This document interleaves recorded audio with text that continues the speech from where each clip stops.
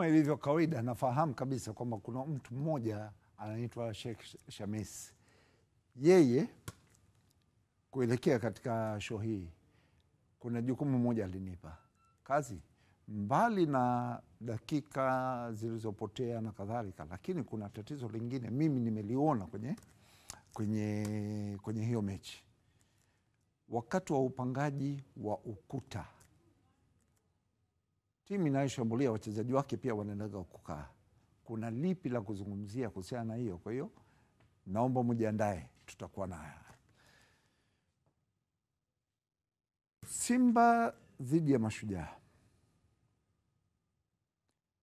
Omar Yusuf, bila shaka umetizama hiyo mechi kwa umakini. Itazama vizuri tu. Hali kadhalika Bandari, na wewe pia ulitizama, kwa sababu kwa bahati ulinipigia simu siku hiyo na ukaanza kwa kucheka.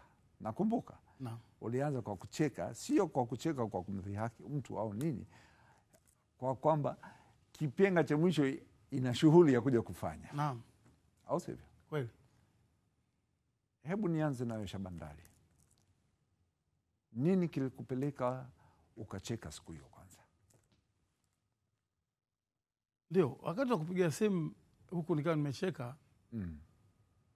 Nimeuchukulia kwamba ni miongoni mwa michezo ambayo ilikuwa ina matukio mengi sana. Matukio mengi sana. Okay. Ya kisheria. Na sheria kuvunjwa. Kulikuwa na uvunjaji sana wa sheria kwenye mchezo ule. Maamuzi yakitoka yanabezwa. Maamuzi ya kisheria yanapotolewa yanabezwa. Kwa hiyo unajua sheria unacheka. Kwa sababu anayebeza maana yake anapinga sheria. Yeye anakuwa against sheria. Kwa hiyo wewe unayejua sheria unafurahishwa na jambo lile. Huyu kwa nini anakataa? Lakini anakataa kwa sababu hajui. Kwa mambo yako mengi yalikuwa yanamfanya. Sio mimi tu maamuzi. Maamuzi yote mwenye qualification hii, mechi ile lazima angekuwa anaiangalia huko anacheka. Kama nilivyokupigia nikakueleza. Una kazi na mechi hiyo. Ndio. Na mimi nimecheka, sio kwamba kwa sababu umesema uliniambia una kazi na kazi hiyo. Yeah. Na mimi nikamalizia. Kazi kapata kazi ya kufanya. Ni kweli. Omar. Naam. Karibu. Nimeangalia mechi. Kwanza hiyo mechi naweza nikampa big up kubwa mwamuzi. Nampa big up kubwa mwamuzi. Mbona umeanza mapema? Nakwambia. Nampa big up kubwa mwamuzi. Mwamuzi. Yaani kuna maeneo amefanya kazi yake nzuri tu. Lakini kuna watu wanampelekea lawama nyingi sana. Asilimia watu wengi naona kutojua labda sheria. Na kuna sehemu naweza nikamlaumu mwamuzi. Mimi nimepata malalamiko mingi sana. Kuelekea kwa Kefa Kayombo. Na ndio maana mechi ya leo kipindi cha leo nikasema tunaidedicate kipindi kizima tutizame kwa kituo Simba dhidi ya Mashujaa. Tuna muda wa kutosha, tuna dakika 55 nzuri kabisa. Tuzitumie vizuri. Sasa kawaida huwa napendaga matukio ya penalty na nini ni yapeleke mwisho. Leo nimezileta mwanzoni kabisa. Matukio ya penalty ambayo yalipeleka Simba kuweza kupata ushindi. Binafsi na declare interest katika hizi penalty. Kwangu mimi penalty moja mimi sina shaka nayo, lakini moja hapana. Nahitaji maoni yenu. Siwaambii ipi naikubali na ipi naikubali, lakini nahitaji maoni yenu. Na zikifanana nitawaambia. Tukipishana pia nitasema. Kwa sababu katika msikiti wa Ridhwa Mkwajuni wiki iliyopita nilibahatika kwenda kuswali swala ya Ijumaa pale. Mawaidha yalizungumzia usemaji uongo, kuepuka kusema uongo. Sawa? Sawa. Haya, hii hapa penalty ya kwanza ya Simba dakika ya 63 ya mchezo. Kefa Kayombo straight baada ya Mohamed Hussein kupiga mpira aliyokusudia kwa cross, umemgonga mchezaji wa Mashujaa. Ngoja nimtazame mchezaji alikuwa nani, na amelala chini akiwa anaugulia. Sawa. Sasa kwanza hii nitaomba muweke kwenye record. Stop. Referee hapa ameshapuliza firimbi, right? Ndio maana ame point kuelekea kwenye penalty spot. Dakika ya ngapi? 62 hiyo. Dakika ya 63 ya mchezo. 63. Sawa? Naam. 62 na sekunde 52. Ina maana 62 zilikuwa zimekwishaisha. Hii ilikuwa dakika ya 63. Kwa hiyo tuangalie kuanzia muda huu mpira ulisimama. Sawa? Ulisimama mpaka dakika ya 63 na sekunde 50 na huo mpira ulisimama karibu na sekunde, yani dakika 63, yani mpaka wanakuja kuanza mpira karibu dakika 64. Sisi tuliona hapa mpira umesimama dakika 62 na sekunde 52. Ndio umesimamishwa. Referee amesimamisha. Sawa? Haya. Kwanza tusiconcentrate katika muda ni ya chini mimi. Penalty. Hii penalty sio penalty. Ngoja nikimbize tupate replay. Mazinga amefanya kazi nzuri tu. Okay. Haya, hii hapa.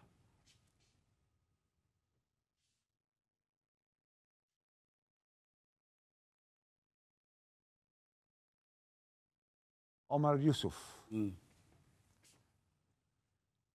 Penalty sio penalty? Mimi naweka penalty. Hiyo ni penalty.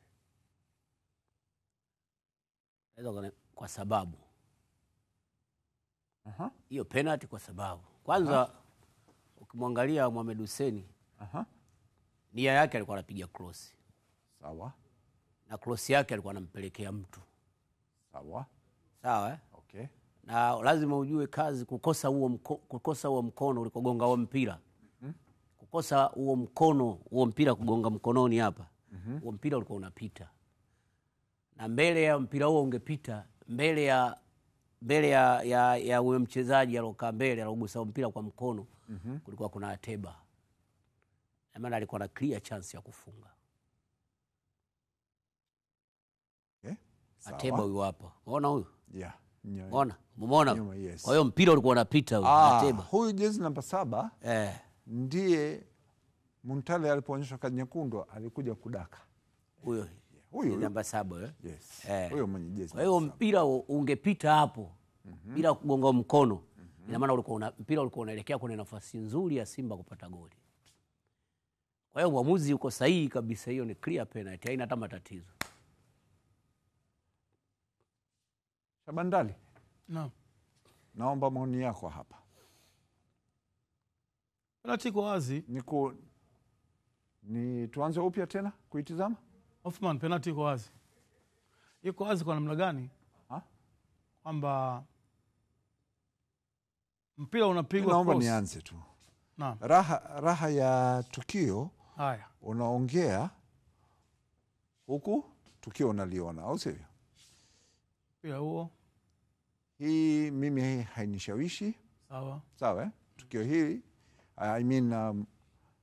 engo hii mimi bado haijanishawishi. Tupe engo nyingine. Ngoja tuangalie engo ya pili. Ngoja tuangalie engo ya pili.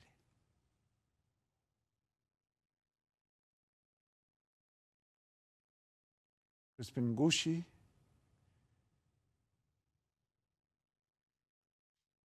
anaenda kutetea. Kuna kitu mimi nitasema kuhusiana na Crispin Ngushi wenzake. Mhusika wa tukio ni mtu mmoja. Na naamini kabisa huyo mtu mmoja ndiye anayejua ukweli wa nini kilichotokea. Sawa, hii hapa, au sivyo? Twendeni. Shabandali, angalia kwa umakini. Engo ya pili hiyo. Hii ndio engo yenye ushahidi wa kutosha.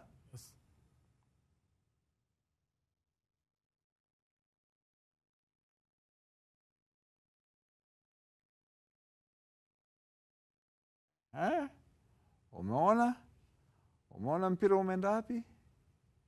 Kisha umeona ulipoenda? Twende ndani. Na kusikiliza.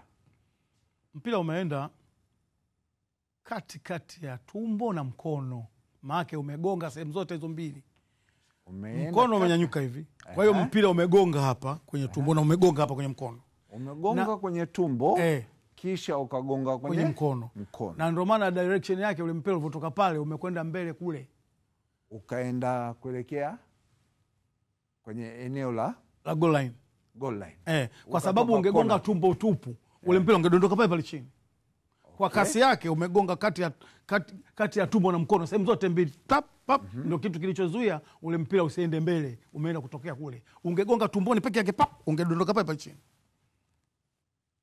Omar Yusuf, narudi kwako. Umeona hiyo scenario? Nimeona scenario. Mpira umetoka wapi? Mpira umegonga hapa.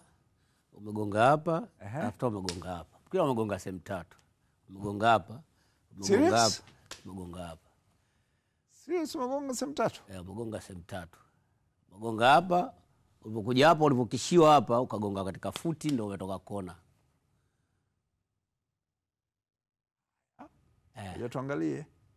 Ngoja tuangalie.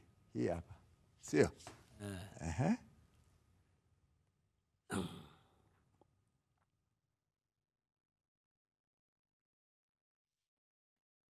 Stop hapo.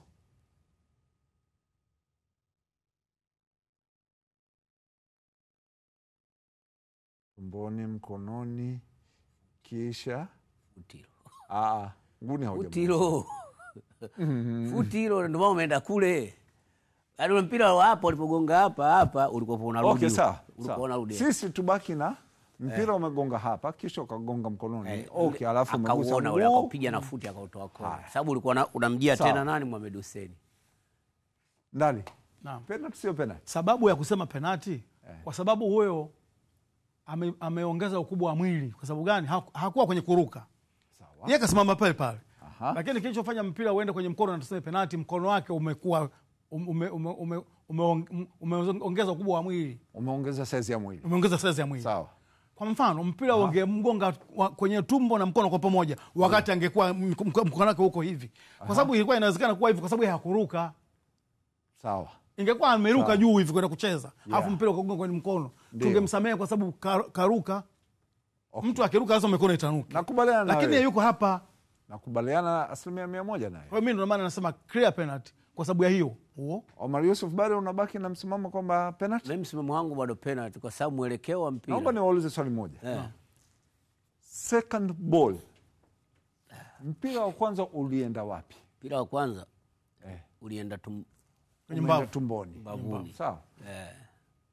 Tunaambiwa aga nini about second ball unaoenda mkononi? Tunahukumu, tunaacha. Kwa sababu haukuwa mpira wa moja kwa moja kwenda mkononi. Umetoka kwenye kiungo cha mwili then umeenda mkononi.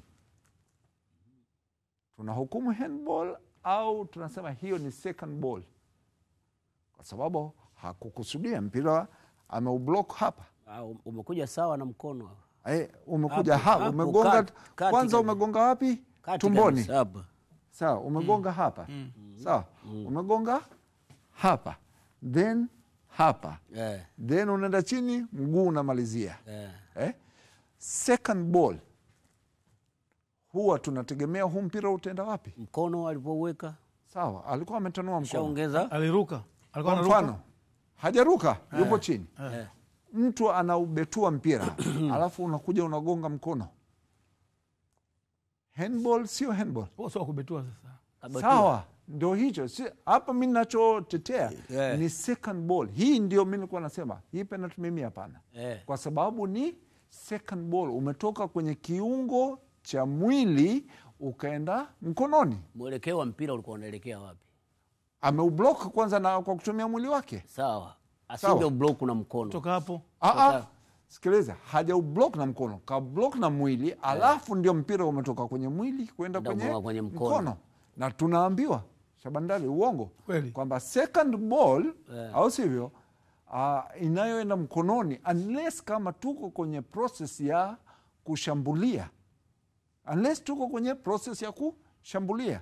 au sivyo, hatutohukumu. Tukiwa kwenye process ya kushambulia kwamba tunaenda kupata goli, ndio tutahukumu, kwa sababu mkono umehusika katika movement ya kwenda kutafuta goli. Lakini mpira uliotoka kichwani ipo kwenye low 12. Yes. Tunapozungumzia handball. Uliotoka kichwani au mguuni au kwenye magoti au kiungo chochote cha mwili ukaenda mkononi, no handball. Sipo kwenye low 12 jamani. Hoffman mimi hapo na mambo mawili. Jambo la kwanza, mkono wake umetanuliwa. Nakubaliana naye. Na yeye alikuwa hayuko kwenye kuruka. Alikuwa hayuko kwenye kuruka. Okay. La kwanza. La pili, mkono wake ndio umezuia mpira kwenda kwa Ateba. Mkono huo ulikuwa unafikia mpira, huo ulikuwa unafikia mtu. Amekusudia, huu mkono ulikusudia, kaupeleka mkono akaucheza mpira, au mpira umetoka tumboni umeenda kugonga mkono? Guys, mimi maoni yangu, katoa penalty. Ni halali. Na asingetoa penalty. Halali vile vile. Asingetoa penalty pia halali. Pia halali. Sasa tunakuja kwenye ethics za low 12. Kwa sababu sisi mwongozo wetu, sisi wote watatu, mwongozo wetu ni mmoja. Sawa. Sheria namba 12 katika swala la handball. Au sivyo? Kama tunaelekezwa na sheria namba 12 inasema second ball uliotoka kwenye mwili ukaenda mkononi, sheria inatuambiaje? Tuhukumu, tusihukumu? Tusihukumu. Finish. Sawa sawa na mpira uliotoka chini ukaja. But sitosema kwamba Kefa Kayombo hii amefanya kwa kukusudia. Why? Naomba tuangalie engo ya Kefa wakati tukio inatokea. Position yake. Yes, look at his position. Hii hapa. Umeona position yake? Sema lipo. Mbele yake kuna hawa watu wawili. Yeye alichokiona ni mpira umeenda huko, alafu mkono ulikuwa umetanuka, mpira umeenda chini. Ndicho alichokihukumu. Hii bila VAR kaka hujaihukumu hii. Sisi tuna access ya nani hii? Wewe hapo unataka kuniambia Kefa hakuona mpira ugonga tumbo? Hajaona. Kutoka kwa Mohamed Hussein moja kwa moja mpaka kwenye mkono wake. Yeye ndo alichoona. Sikiliza. Kutokana na position yake. Ngoja tusaidie kitu kimoja. Kuanzia Mohamed Hussein alivyopiga mpira mpaka umeenda tumboni na mkononi, imeisha sekunde moja? Haijaisha. Sekunde moja haijaisha pale. Au sio? Speed ilikuwa kubwa ya mpira. Au sio? Yaani ni vap. Kwa mara moja. Kwa position yake, no, sio rahisi. Na hatuwezi tukamlaumu kwa position hiyo, kwa sababu mpira ulikuwa upande wa nani? Ulikuwa upande wa assistant namba 2. Au sivyo? Umehamishwa, umekuja huku tena, umeletwa na mchezaji wa Mashujaa mwenyewe. Ndio hii hapo unaona alivyopiga. Yeye wakati anakuja hapa tukio limetokea. Hii bila VAR hujahukumu. Tumekubaliana? Haya. Kwa hiyo hii to me hapana. Taungana na wewe. Nashukuru. Tuje kwenye penalty ya nani? Foul aliyochezewa Shomari Kapombe.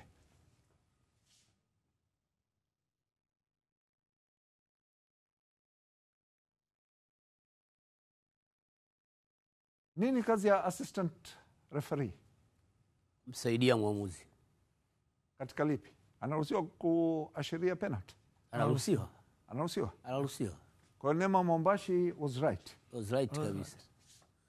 Hana shida. Hana shida. Kwanza kwa eneo hana shida. Tukio limefanyika kwenye eneo sahihi karibu naye. Tukimwambia aonyesha penalty ya huku tungekuwa tumtetee haki. Lakini hiyo iko mbele yake hiyo. Hii penalty hii.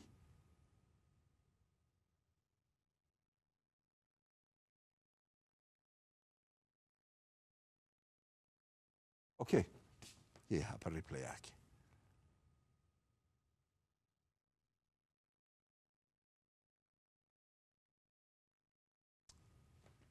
Hapo.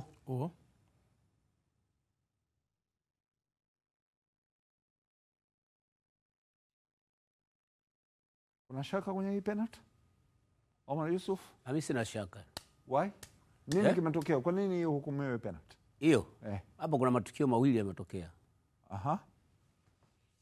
La kwanza,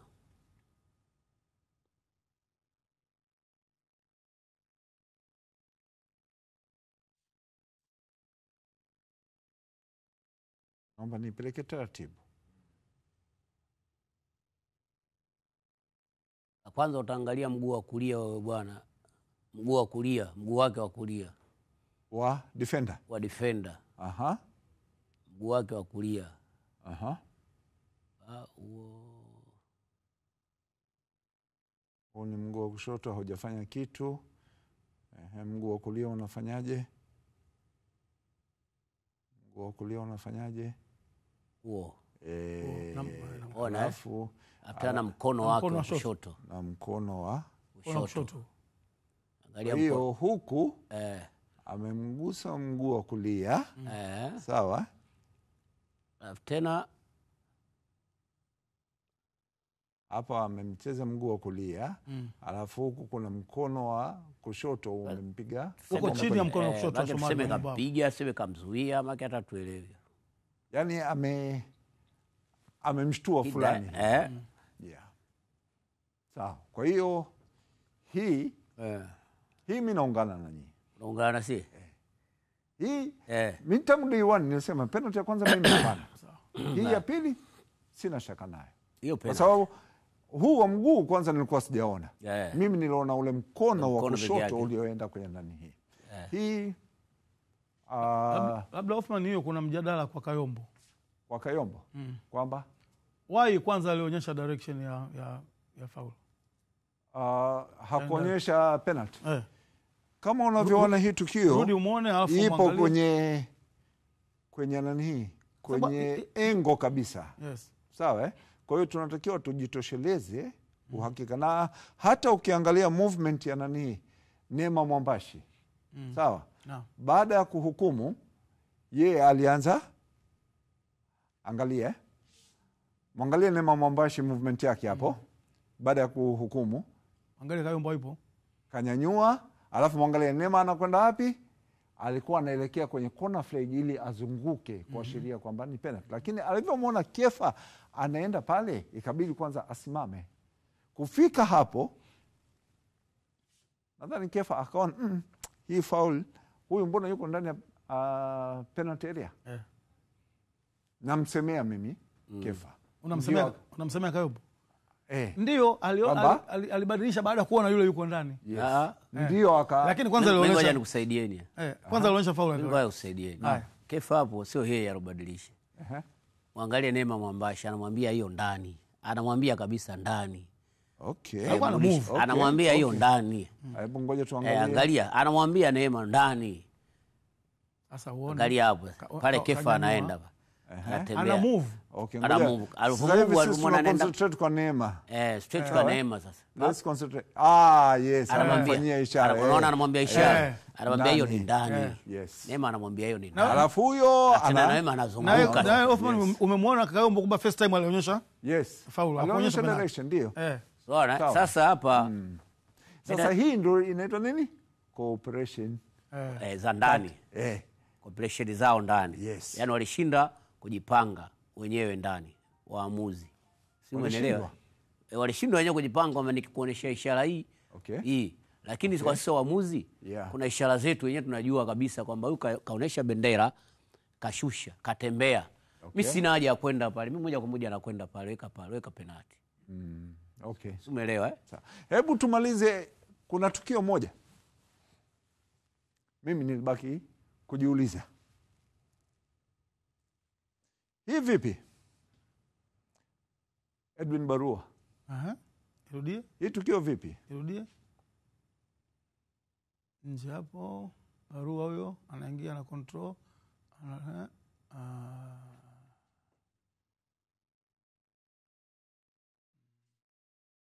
Penalty sio penalty? Penalty. Why penalty? Pushing ya dhahiri. Yaani kamsukuma tena kwa mikono miwili. Sio kutumia mwili, mikono imekwenda kwenye mgongo mwenzao ndo alikuwa ndani ya penalty area. Kishaingia she. Hoffman inarudi wenyewe unaona.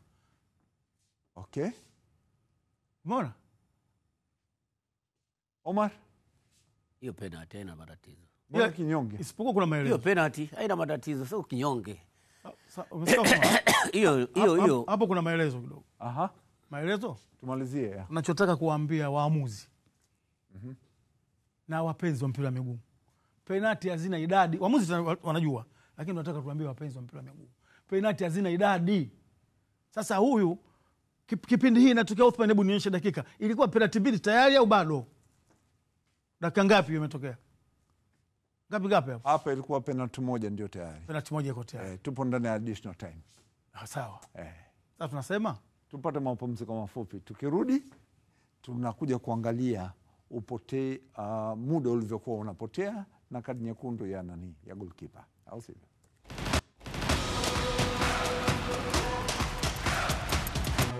Karibu sana mpenzi mtazamaji, na tuko katika ile siku maalum ya kuichambua mechi ya Simba na Mashujaa peke yake. Leo ni Simba na Mashujaa tu, kwa sababu mechi hii imekuwa ikivuta hisia nyingi sana, na kipenga cha mwisho maalum huwa tunapenda yale maswala ambayo yanakuwa yametawala sisi tuweze kuwapatia majibu yake. Tumeangalia matukio ya penalty yaliyotolewa na ambayo hayakutolewa katika kipindi cha kwanza, na kama ulivyoona penalty ya kwanza tunaweza tukasema ilikuwa kosa ya kibinadamu kwa referee, kwa sababu hakuona mpira ulivyotoka tumboni kwenda mkononi.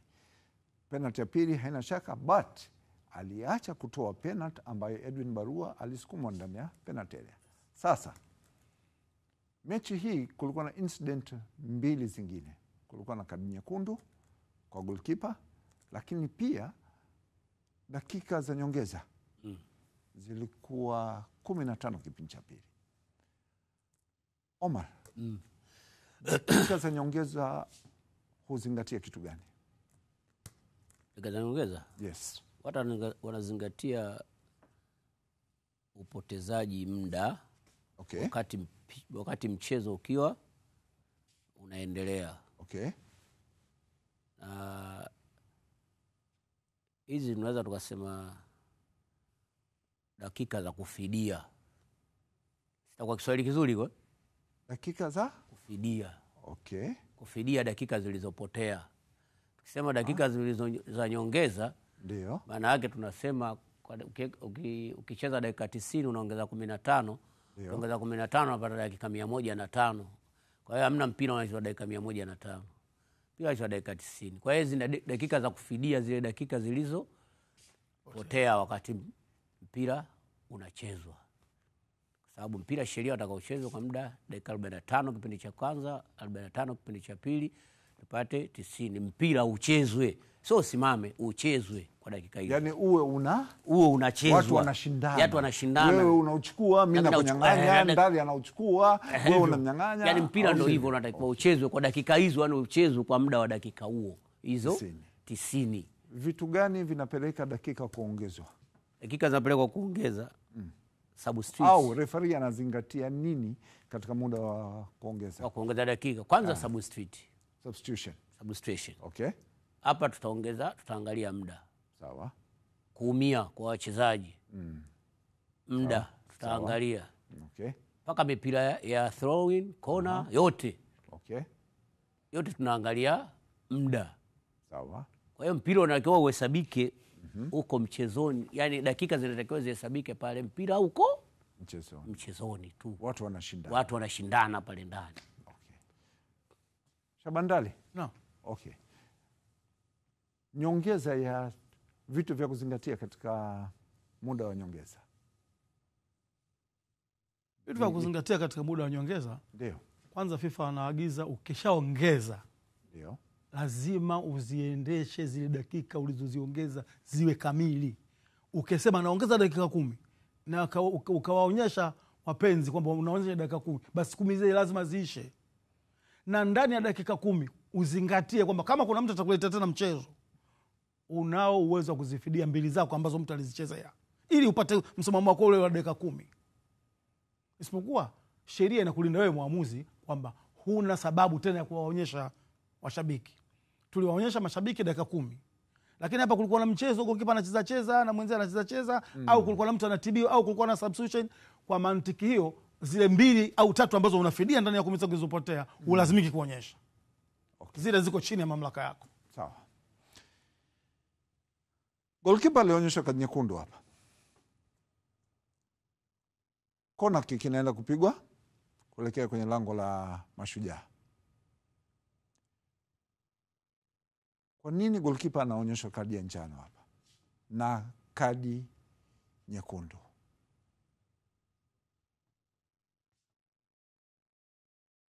Shida ilikuwa nini hapa? Wasting of time. How? Kuna mpira huku kwenye goli. Ulikuwa ndani ya uwanja. Kuna mpira Shomari Kapombe amepewa na Ball Boys kwa haraka, akauweka kwenye corner arc ili aweze kupiga kona. Okay. Kwa hiyo kulikuwa na zuio kwamba mpira usipigwe kona kwa sababu huku ndani kuna mpira mwingine. Na huu mpira mwingine huu huu mpira huu ulikuwa golini huu. Kuna watu walikuwa wanafanya wasting of time kwa sababu kutoa mpira uwe nje ni kitu simple. Unaona wanavyochezea. Huyo mchezaji wa Simba anaofuata anakwenda kuupiga nje ili Shomari apate kupiga. Kuna mtu pale. Kwa hiyo kuna watu wawili kwanza. Kuna mtu wa Mashujaa aliucheza ule mpira ndani. Baadaye goalkeeper wake. Tuangalie hapa. Twende. Shomari anapewa mpira huku. Anaweka ili kona ianze ili kuanza haraka. Nadhani ngoja tuangalie hapa. Kuna replay moja nzuri tu tuliletewa. Nadhani assistant referee pale anamwambia Shomari kwanza usipige kwa sababu kule ndani kuna mpira. Ndio. Lakini kilichotokea assistant referee ndio akamwambia Shomari usipige kwanza. Kuna mpira kule ndani. Sasa hapa kwenye mpira huu ndani huu. Hapo referee anahukumu wasting of time. Sasa kwenye wasting of time, ndio mimi nilikuwa nataka nione watu wangapi wamecheza pale nje. Kwanza ulikuwa wapi wakati Shomari anapewa mpira wa kuweka apige kona? Nijiridhisha kwanza ule mpira ulikuwa wapi. Ngoja nikimbize kidogo hii hapa. Okay. Sawa. Mpira ambao tunauzungumzia ni huu hapa. Wenyewe ndio wamesababisha kona kick huo. Sawa. Huu mpira uliingizwa na nani ndani ya uwanja kwanza? Ndio hapo sijajiridhisha. Wenyewe ndio walisababisha kona kick hapo. Huu ndio mpira uliokuwa mchezoni ukatoka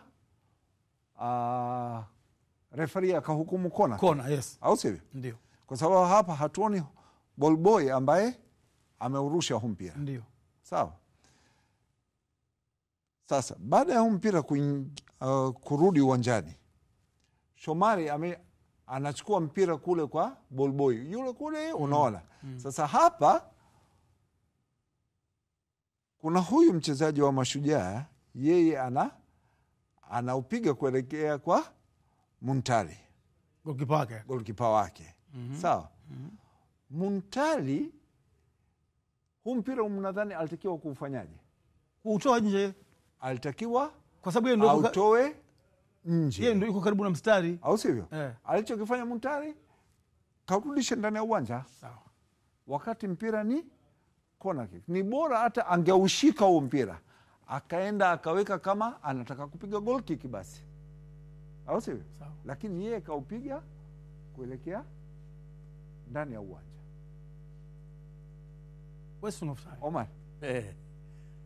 Mbona kama vile unatuchora, unatusikiliza tu hapa? Mimi ndo nasikiliza. Wasting of time. Nasikiliza. Wewe unadhani Kefa alikuwa sahihi kwenda kumwonyesha goalkeeper kadi ya pili ya njano? Hii hapo nataka nijue kitu kimoja. Hapo kuna mipira hii miwili. miwili.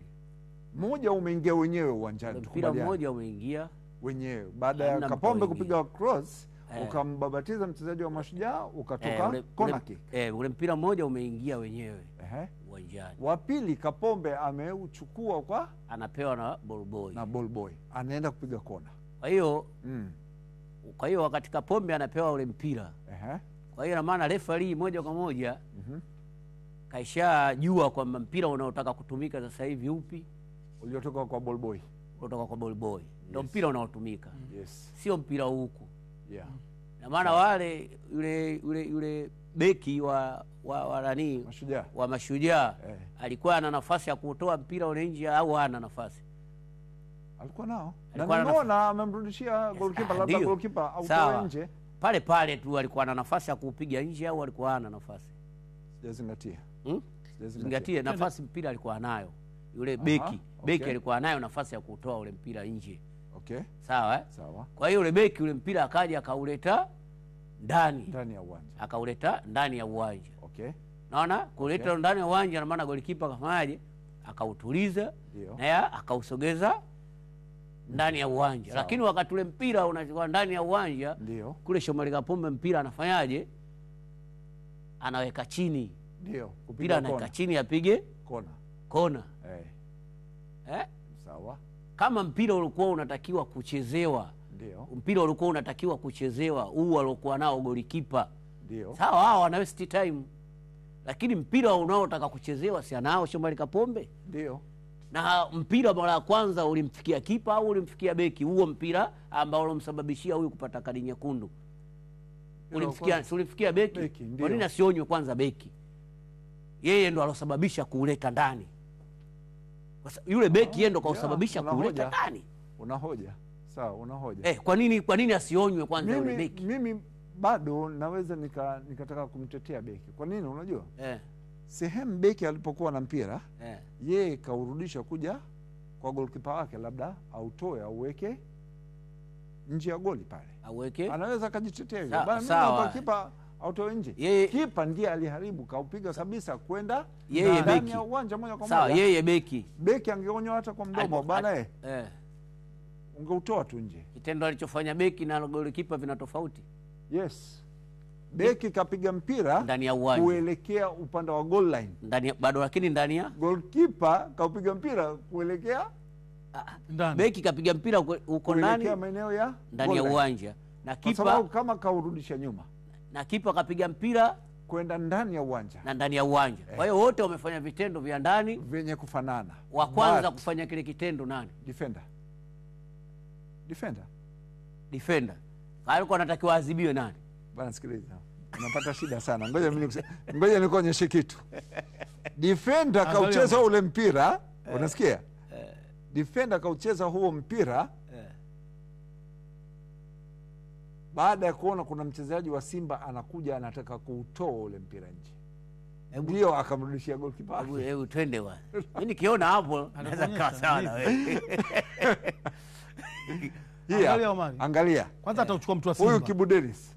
Sawa Kibu Dennis ashaona Kapombe anachukua mpira kule, au alitaka kumpelekea Kapombe huo mpira.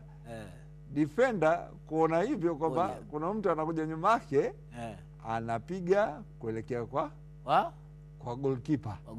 Ili huyu asiweze kuutoa mpira. Asiutoe nje kwa mapema.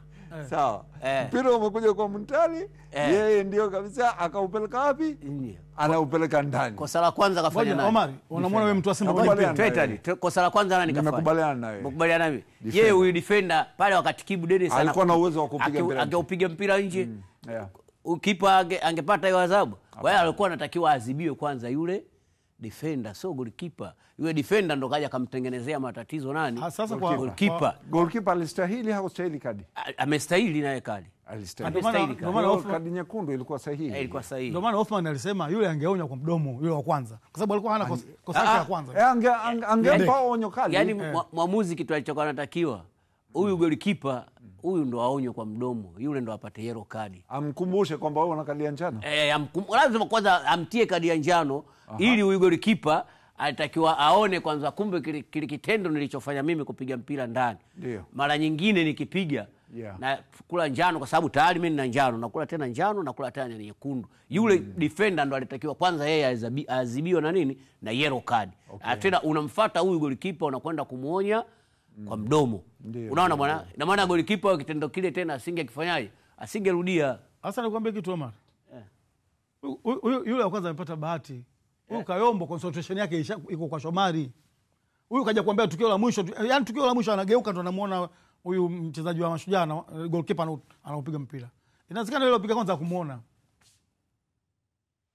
Kwa hiyo kadi hii ilikuwa sahihi. Huyo kwa upigaji wake wa mpira huo. Sasa ilikuwa sahihi. Hebu tutizame kitu moja. Hapa mpira ulisimama kuanzia dakika ya 77 na sekunde 54. Kule tumepata mpira ulisimama dakika 5 na sekunde 20 wakati wa penalty ya Simba. Sawa. Hapa mpira umesimama kuanzia dakika ya 77 sekunde 54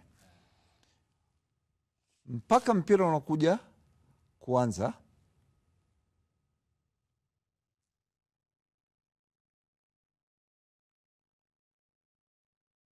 mpira umekuja kuanza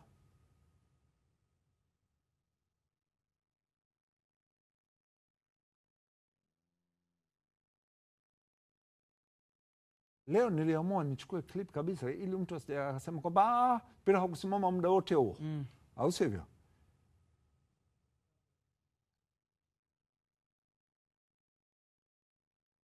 Bwana, kuna mtu mmoja mdau mkubwa sana wa mpira anaitwa Madekenya. Omari, wewe mtu wa magari, wewe utakuwa unamfahamu jamaa. Madekenya. Ni transporter fulani. Madekenya. Ushawahi kusikia hii jina? Jina so geni. Haya.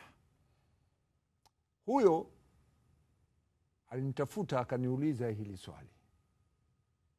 Muda wa nyongeza unazingatia vitu gani? Nadhani leo watakuwa wamepata somo ya kutosha kabisa. Kakangu Madekenya, darasa hii hapa. Haya. Yule aliyekuwa amevaa jezi namba 7, aliyesababisha penalty ya kwanza, sawa? Ndio ameenda golini.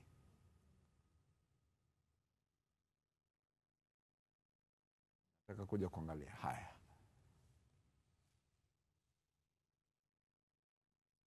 Sabina 8. Imepitiliza. Ilienda paka?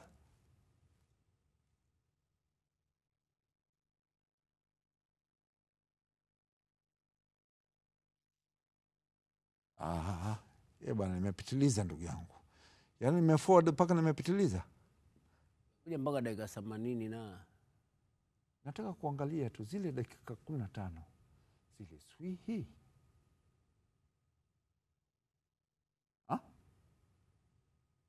Zile dakika 15.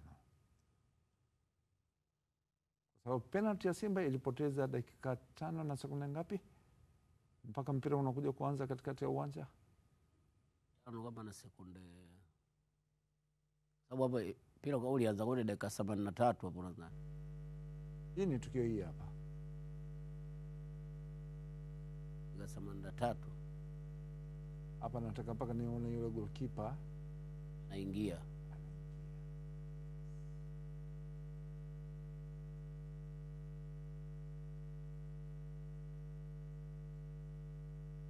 Wiki ijayo itabidi tuje tuzungumzie hii swala la substitution ya mchezaji wa ndani kwenda kukaa golini hapo. Sawa. Wapo kwa watu wanazinga bado goalkeeper hajaingia. Hajaingia goalkeeper. Haya, huyu hapa kipa anaingia. Huyu hapa sasa. Sawa Hapa tushafika dakika 83. Sawa? 84 hii. Mpira ulisimama 78 na 78 tuseme. Mpaka 77 na sekunde kama 50 na. Kwa 78. Sasa 78 unapata hapo, unapata dakika 5, dakika kama 6. Dakika 6 na zile dakika 5. dakika 6 hiyo. Okay. Ukijumlisha Zile dakika 5 11. dakika 11. refari aliongeza dakika 15. Alikuwa sahihi? Refari alikuwa dakika 15 alizoongeza alikuwa hayuko sahihi. Hakuwa sahihi. Kwa nini? Aliongeza muda mrefu? Ongeza muda mdogo sana. Muda mdogo sana. Kwa nini? 15. Kwa nini? Dakika 15.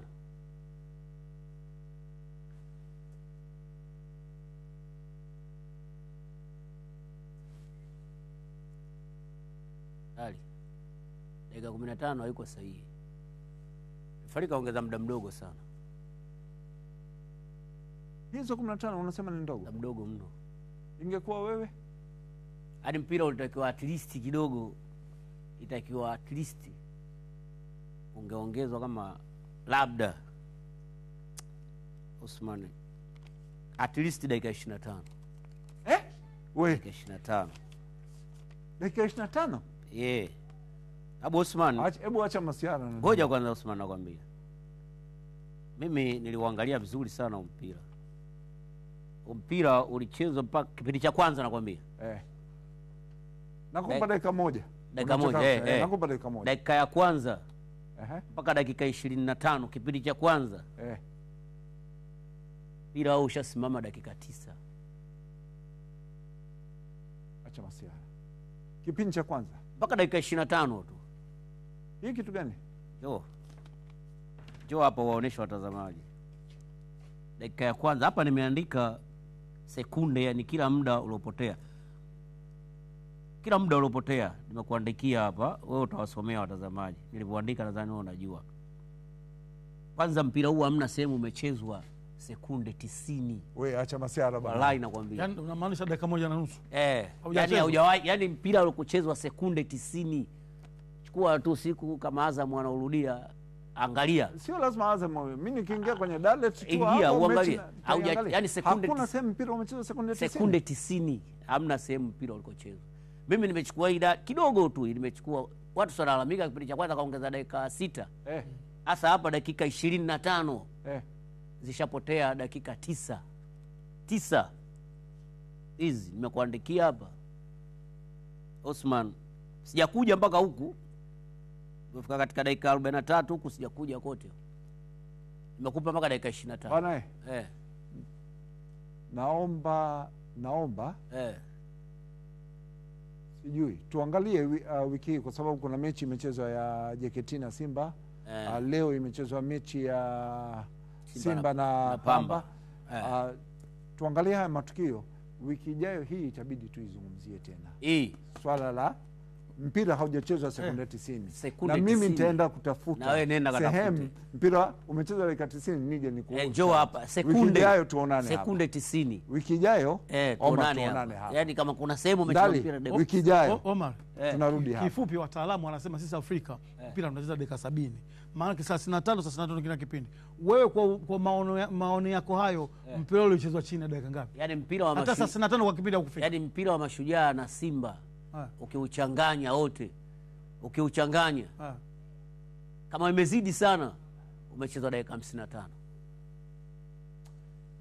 Jamani, hii mimi naiweka kiporo.